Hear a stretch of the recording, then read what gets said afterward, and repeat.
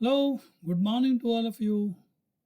ಈಗ ಗುರು transit on June 2 ತುಲಾ ಲಗ್ನದವರಿಗೆ ಯಾವ ರೀತಿ ಬರ್ತದೆ ಅಂತ ನೋಡೋಣ. ಇಲ್ಲಿ ಕಾಣಿಸಿದ್ದು ತುಲಾ ಲಗ್ನ. ಬೃಹಸ್ಪತಿ ತುಲಾ ಲಗ್ನದ 3 ಮತ್ತು 6ನೇ ಮನೆ ಅಧಿಪತಿ. 1, 2, 3, 4, 5, 6. ಓಕೆ, 3 ಮತ್ತು 6ನೇ ಮನೆ ಅಧಿಪತಿ ಕಟಕದಲ್ಲಿ ಉಚ್ಚನಾಗಿ ಕುಳಿತಿದ್ದಾನೆ. ಹಾಗೆ ಅವನ ದೃಷ್ಟಿ ಎಲ್ಲೆಲ್ಲೇ ಹೋಗುತ್ತಂದರೆ, ಒಂದು ಗಟರ್ಪಾನಿ ಇರುವಂಥ ವೃಶ್ಚಿಕ ರಾಶಿ, ಗುರು ಕೂತಿರುವುದೇ ಶುದ್ಧ ನೀರಿನ ಕಟಕ ರಾಶಿ, ಗುರುನ 9ನೇ ದೃಷ್ಟಿ ಉಪ್ಪು ನೀರಿನ ಮೀನರಾಶಿಯ ಮೇಲೆ ಹೋಗ್ತದೆ. ಅಲ್ಲಿ ಶನಿ ಕೂತಿದ್ದಾನೆ. ಟ್ರಾನ್ಸಿಟ್ ಶನಿ March 29, 2025 ಅಲ್ಲೇ ಇದ್ದಾನೆ. ರಾಹು ಕುಂಭದಲ್ಲಿದ್ದಾನೆ. ಇವರು I think 31st October he will be moving to Capricorn and Ketu will be moving to Kataka. 31st October, okay, or November, I think. ತುಲಾ ಲಗ್ನದವರಿಗೆ 2, 4, 6 ಮನೆಗಳ ಮೇಲೆ ಗುರುವಿನ ದೃಷ್ಟಿ ಬೀಳ್ತದೆ. ಅಂದರೆ ಇವರ ಸಂಸಾರದ, ಮಾತಿನ ಹಾಗೂ ಅಡುಗೆ ಮಾಡುವ ಮನೆಯಾದ ವೃಶ್ಚಿಕದ ಮೇಲೆ, ಮಕರ ರಾಶಿಯ ಮೇಲೆ ಅಂದರೆ 4ನೇ ಮನೆ. 4ನೇ ಮನೆ ತಾಯಿಗೆ, ಹೈಸ್ಕೂಲ್ ಎಜುಕೇಷನಿಗೆ, ವಾಹನಕ್ಕೆ, ಹ್ಯಾಪಿ ಹೋಮಿಗೆ, ಇದೆಲ್ಲ 4ನೇ ಮನೆ. ಹಾಗೂ 6ನೇ ಮನೆ ಋಣ, ರೋಗ ಮತ್ತು ರಿಪುವಿನ ಮನೆ ಆದ ಮೀನರಾಶಿ. ಆಯಿತಾ? ಗುರುವಿನ ಮಹತ್ವ ಏನಂದರೆ, ಇದ್ದ ಮನೆಯನ್ನು ಹಾಳು ಮಾಡಿ ನೋಡುವ ಮನೆಗಳನ್ನು ಉದ್ಧಾರ ಮಾಡ್ತಾನೆ ಅಂತ.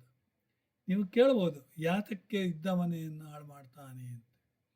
ನೋಡಿ, ಗುರು ಅಲ್ಲಿ ಇದ್ದು ಕೂಡಲೇ ಏನಾಗುತ್ತೆ ಅಂದರೆ, ಫ್ಯಾಟಿ ಲಿವರ್ ಪ್ರಾಬ್ಲಮ್, ಆಮೇಲೆ ತಿನ್ನುವ ಒಂದು ರೀತಿ ಬರ್ತದೆ.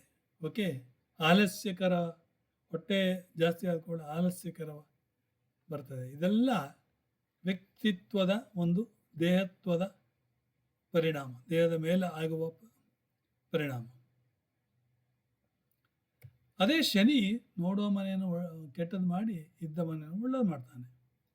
ಅದೇ 3ನೇ ಮನೆಯಾದ ಧನುರ್ ರಾಶಿ ಸಿಬ್ಲಿಂಗ್ಸ್ ಮನೆ, ಧೈರ್ಯದ ಮನೆ, ಕಮ್ಯುನಿಕೇಷನ್ ಮನೆ, ಕಾಂಪಿಟಿಷನ್ ಮನೆ, ಹಾಗೂ ಅಧಿಪತಿ 6ನೇ ಮನೆ ಅಧಿಪತಿಯ ಉಚ್ಚ ಸ್ಥಾನದಲ್ಲಿ ಕೂತಿದ್ದಾನೆ. ನೋಡಿ, ಗುರು ಹಾಳು ಮಾಡುವುದಿದ್ದರೆ ಅವನು ನೀಚ ಚಂದ್ರನ ಮನೆಯಲ್ಲಿ ಇದ್ದಾಗ ಹಾಳು ಮಾಡುವುದಿಲ್ಲ. ಉಚ್ಚ ಚಂದ್ರ ವೃಷಭ ರಾಶಿಯನ್ನು ಹಾಳು ಮಾಡುವುದಿಲ್ಲ. ಆಯಿತಾ? ಗುರು ಯಾವಾಗಲೂ ಆಚಾರ್ಯ ಅಂದರೆ ಆಚಾರ್ಯನೇ. ಆಚಾರ್ಯರು ಯಾವುದು ಹಾಳು ಮಾಡುವುದಿಲ್ಲ. ಒಂದು ತುಲಾ ಲಗ್ನದವರು ಏನಂದರೆ ಶ್ರೀಮಂತ ರಾಶಿ. ಕಾರಣ ಏನು? ಶುಕ್ರ ಅದಕ್ಕೆ ಕಾರಕ, ಅಧಿಪತಿಯೇ ಶುಕ್ರ.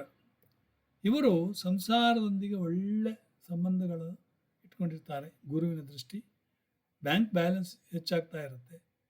ಆಮೇಲೆ ಮಾತಿನಲ್ಲಿ ಭಾಳ ಒಂದು ವಿಧೇಯತೆ ಇರ್ತದೆ. ಯಾಕಂದರೆ ಗುರು ಅಂದರೆ ಬೇರೆಯವರಿಗೆ ಉಪದೇಶ ಮಾಡುವಂಥ ಒಂದು, ಆಯಿತಾ? ಸೊ ಉತ್ತಮ ಹೆಸರು, ಕೀರ್ತಿ ಎಲ್ಲ ಬರ್ತದೆ.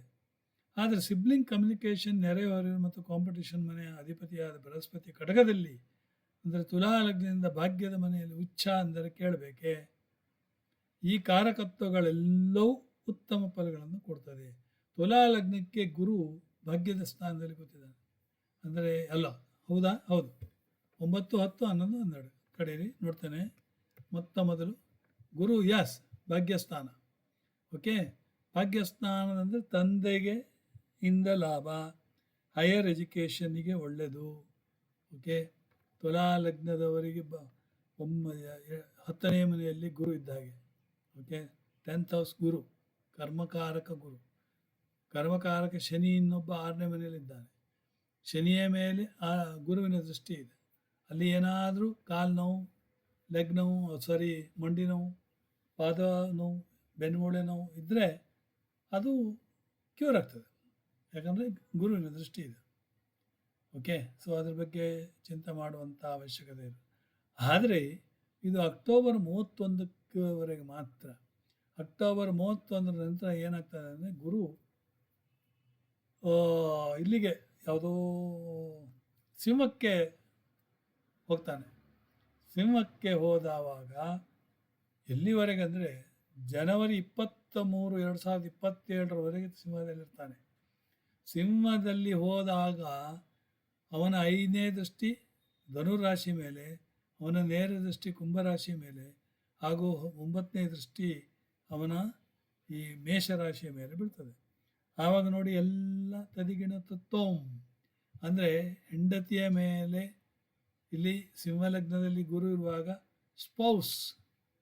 ಸ್ಪೌಸ್ ಜೊತೆಗೆ ಸಂಬಂಧ ಚೆನ್ನಾಗಿರ್ತದೆ, ಪಾರ್ಟ್ನರ್ಶಿಪ್ ಜೊತೆಗೆ ಸಂಬಂಧ ಚೆನ್ನಾಗಿರ್ತದೆ. ಆಮೇಲೆ ಧನುರಾಶಿ ಇವರಿಗೆ ತುಲಾ ಲಗ್ನದವರಿಗೆ 3ನೇ ಮನೆ ಆದ್ದರಿಂದ ಅವರ 3ನೇ ಮನೆ ಸಿಬ್ಲಿಂಗ್ಸ್ ಜೊತೆಗೆಲ್ಲ ಒಡನಾಟ ಚೆನ್ನಾಗಿರ್ತದೆ ಅಂತ ಹೇಳ್ಬೋದು. ಮಕರ ರಾಶಿ 4ನೇ ಮನೆ ಆದ್ದರಿಂದ ಉತ್ತಮ ದೊಡ್ಡ ವಾಹನ, ಮನೆ ಬದಲಾಯಿಸ್ಬೋದು.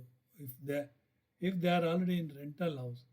ಹೊಸ ಮನೆ ಇದ್ದರೆ ಇನ್ನೂ ಮನೆ ತಗೊಳ್ಬೋದು, ಕಟ್ಬೋದು, ಭೂಮಿ ತಗೊಳ್ಬೋದು. ಇದೆಲ್ಲ ಗುರುವಿನ ಪ್ರತಾಪ. ಆಮೇಲೆ ಮೇಷರಾಶಿಯ ಮೇಲೆ ಗುರು ದೃಷ್ಟಿ ಇರುವುದರಿಂದ ಅದು ತುಲಾ ಲಗ್ನದವರಿಗೆ ಸಪ್ತಮ ಸ್ಥಾನ. ಅದರಿಂದ ಅಲ್ಲಿ ಕೂಡ ಒಳ್ಳೆಯದುಂಟು. ನೋಡಿ, ಸ್ಪೌಸ್ ಮನೆ ಮೇಲೆ ಗುರುವಿನ ದೃಷ್ಟಿ. ಓಕೆ. ಸೊ ಆವಾಗ 24ನೇ ತಾರೀಕು ಏನಾಗ್ತದೆ ಅಂದರೆ ಗುರು ಮತ್ತೆ ಬ್ಯಾಕ್ ಟು ಪೆವಿಲಿಯನ್, ಕಟಕಕ್ಕೆ ವಕ್ರಿಯಾಗಿ ಮಘಾ ನಕ್ಷತ್ರದ 4ನೇ ಪಾದದಲ್ಲಿ ಕಾಲಿಡ್ತಾನೆ. ಅಂದರೆ ಮತ್ತೆ ರಿವರ್ಸ್ ಆಗ್ತದೆ, ಎಲ್ಲ ಮುಂಚಿನ ಒಂದು ಪ್ರಭಾವನೆ ಬರ್ತದೆ. ಅಂದರೆ ಏನು, 2ನೇ ಮನೆ, 4ನೇ ಮನೆ ಹಾಗೂ 6ನೇ ಮನೆ ಮೇಲೆ ಗುರುವಿನ ದೃಷ್ಟಿ ಮತ್ತೆ ಪ್ರಭಾವ ಆಗ್ತದೆ. ಓಕೆ.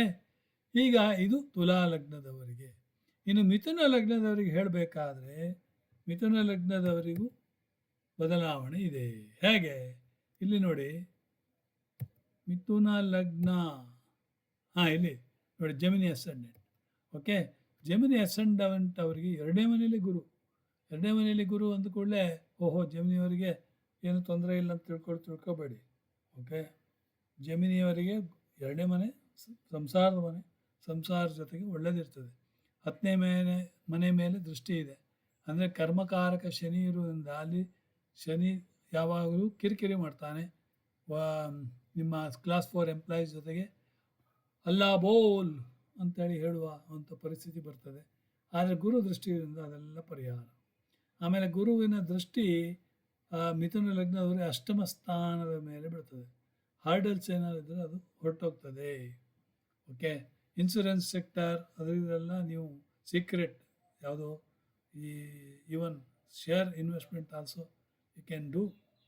ಆಮೇಲೆ ಗುರು 6ನೇ ಮನೆ ಮೇಲೆ, ಅದರ ಮಿಥುನ ಲಗ್ನದಿಂದ 6ನೇ ಮನೆ ಮೇಲೆ ದೃಷ್ಟಿ, ಗಟರ್ಪಾನಿ 6ನೇ ಮನೆ ಮೇಲೆ ದೃಷ್ಟಿ ಬಿದ್ದಾಗ ನಿಮಗೆ ಆಸ್ಪತ್ರೆಯಲ್ಲಿ ಅಡ್ಮಿಟ್ ಆದರೂ ಕೂಡ ನೀವು ಬಚಾವಾಗಿ ಬರ್ತೀರ. ಆದರೆ ಅದೇ ಅಕ್ಟೋಬರ್ 31 ನಂತರ ಜನವರಿ 23ರವರೆಗೆ ಗುರು ಸಿಂಹದಲ್ಲಿರ್ತಾನೆ. ಆವಾಗ 3ನೇ ಮನೆ, ನಿಮ್ಮ ಕಮ್ಯುನಿಕೇಷನ್ ಎಲ್ಲ ಒಳ್ಳೆಯದಾಗ್ತದೆ ಅಂತ. ಈ 3ನೇ ಮನೆಯಲ್ಲಿ ಇದ್ದು ಕೂಡಲೇ ಗುರು ಏನು ಮಾಡ್ತಾನೆ, ಲಾಭದ ಸ್ಥಾನದ ಮೇಲೆ ದೃಷ್ಟಿ ಹಾಕ್ತಾನೆ. ಆವಾಗ ಹಿರಿಯ ಅಣ್ಣನಿಂದ ಹಿರಿಯ ಅಕ್ಕನಿಂದ ನಿಮಗೆ ಲಾಭವೋ ಲಾಭ. ಓಕೆ. ಅದೇ ರೀತಿ ಗುರು ನೇರವಾಗಿ ಸಿಂಹದಿಂದ ಕುಂಭರಾಶಿಯನ್ನು ನೋಡ್ತಾನೆ. ಕುಂಭರಾಶಿ ಮಿಥುನ ಲಗ್ನದವರು ಭಾಗ್ಯದ ಮನೆ, ಅಂದರೆ ಹೈಯರ್ ಎಜುಕೇಷನ್, ಫಾರಿನ್ ಸೆಟ್ಲ್ಮೆಂಟ್, ಇದು ಟೂರು ಇದೆಲ್ಲ ಮಾಡುವ ಸಾಧ್ಯತೆ ಇದೆ. 9ನೇ ಮನೆ ತಂದೆ ಮನೆ, ತಂದೆಯಿಂದ ನಿಮಗೆ ಭಾಗ್ಯ ಕುದುರುತ್ತೆ ಅಂತ ಹೇಳ್ಬೋದು. ಸದ್ಯಕ್ಕೆ ರಾಹು ಅಲ್ಲಿದ್ದಾನೆ. ಓಕೆ. ಏನು ತೊಂದರೆ ಇಲ್ಲ. ಆಮೇಲೆ ಗುರುವಿನ ಸಿಂಹದ ಧನುರ್ ಮೇಲೆ ರಾಶಿ, ಅಂದರೆ ಸಪ್ತಮ ಸ್ಥಾನ. ಮಿಥುನ ಲಗ್ನದವರಿಗೆ 7ನೇ ಮನೆಯ ಮೇಲೆ ಇದು ಅವನ ದೃಷ್ಟಿ, ಅಂದರೆ ಗುರುವಿನ ದೃಷ್ಟಿ, ಅಂದರೆ ಸ್ಪೌಸಿನ ಜೊತೆಯಲ್ಲಿ ಸಂಬಂಧ ಕುದುರಾಯ್ತದೆ. ಎಷ್ಟು ಚೆನ್ನಾಗಿದೆ ನೋಡಿ. ನಿಮಗೆ ಯು ಶುಡ್ ಬಿ ಕಾರಕ ಮುಕ್ತವಾಗಿ, ಭಾವಕಾರಕ, ರಾಶಿಕಾರಕ ಹಾಗೂ ನಿಮ್ಮ ಪ್ಲ್ಯಾನೆಟ್ಗಳ ಕಾರಕ, ಇದನ್ನು ನೀವು ಅದು ಫಾಲೋ ಮಾಡಿದರೆ ನಿಮ್ಮ ಪ್ರಿಡಿಕ್ಷನ್ ತಪ್ಪಾಗ್ಲಿಕ್ಕೆ ಸಾಧ್ಯವೇ ಇಲ್ಲ, ತಿಳ್ಕೊಳ್ಳಿ. ಓಕೆ, ಸೊ ಆ ರೀತಿ ನೀವು ಇದು ಹೋಗಲೇಬೇಕು ವಿನ ಸುಮ್ಮನೆ ಮಾಡೋದಲ್ಲ. ಇನ್ನೇನಾದರೂ ಇದ್ದರೆ ಹೇಳ್ತೇನೆ. ಸೊ ಇಷ್ಟಕ್ಕೆ ಸ್ಟಾಪ್ ಮಾಡ್ತೇನೆ. Thank you very much. God bless you. ಇದು ತುಲಾ ಲಗ್ನ ಮತ್ತು ಮಿಥುನ ಲಗ್ನ ಇಬ್ಬರು ತ್ರಿಕೋಣ ಸ್ಥಾನದಲ್ಲಿರುವಂಥ ವಾಯುತತ್ವ ರಾಶಿ, ತಿಳ್ಕೊಳ್ಳಿ. Okay, thank you very much. God bless you.